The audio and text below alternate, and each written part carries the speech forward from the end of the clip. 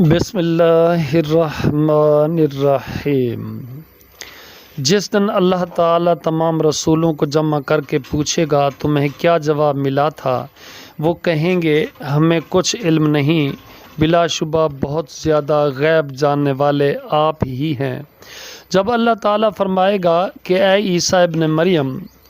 اپنے اوپر اور اپنی والدہ پر میرے انعام کو یاد کرو جب میں نے روح پاک سے تمہاری مدد کی، تم لوگوں سے ماں کی گود میں بھی اور بڑی عمر میں بھی کلام کرتے تھے، اور جب میں نے تمہیں کتاب و حکمت اور تورات و انجیل کی تعلیم دی، اور جب تم میرے حکم سے مٹی سے پرندے کی صورت جیسی بناتے تھے، پھر تم اس میں پھونک مارتے تھے تو وہ میرے حکم سے حقیقی پرندہ بن جاتا تھا، اور تم پیدائشی اندھے اور کوڑھی کو میرے حکم سے تندرست کر دیتے تھے، اور جب تم میرے حکم سے مردوں کو زندہ کرتے تھے، اور جب میں نے بنی اسرائیل کو تم سے روکے رکھا، جب تم ان کے پاس کھلی نشانیاں لے کر آئے تو ان میں سے ان لوگوں نے کہا جنہوں نے کفر کیا کہ یہ کچھ نہیں ہے مگر ایک کھلا جادو ہے، اور جب میں نے حواریوں کے دل میں ڈال دیا کہ مجھ پر اور میرے رسول پر ایمان لاؤ، انہوں نے کہا ہم ایمان لائے ہیں، اور آپ گواہ رہیں کہ یقیناً ہم فرما بردار ہیں۔ جب حواریوں نے کہا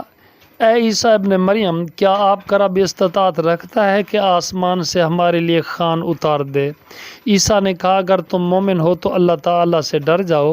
حواریوں نے کہا ہم چاہتے ہیں کہ اس میں سے ہم کھائیں اور ہمارے دل مطمئن ہو جائیں، اور ہم جان لیں کہ آپ نے ہم سے واقعی سچ ہی کہا ہے، اور ہم اس پر گواہی دینے والوں میں سے ہو جائیں۔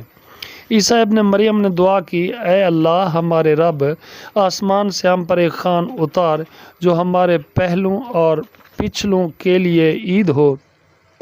اور تیری طرف سے ایک نشانی ہو، اور ہمیں رزق عطا فرما، اور تو رزق عطا کرنے والوں میں سے بہترین ہے۔ اللہ تعالیٰ نے فرمایا میں وہ خوان تم پر نازل کرنے والا ہوں، چنانچہ اس کے بعد تم میں سے جو شخص ناشکری کرے گا تو اس کو میں یقیناً ایسا عذاب دوں گا جو جہانوں میں سے کسی کو نہ دیا ہوگا۔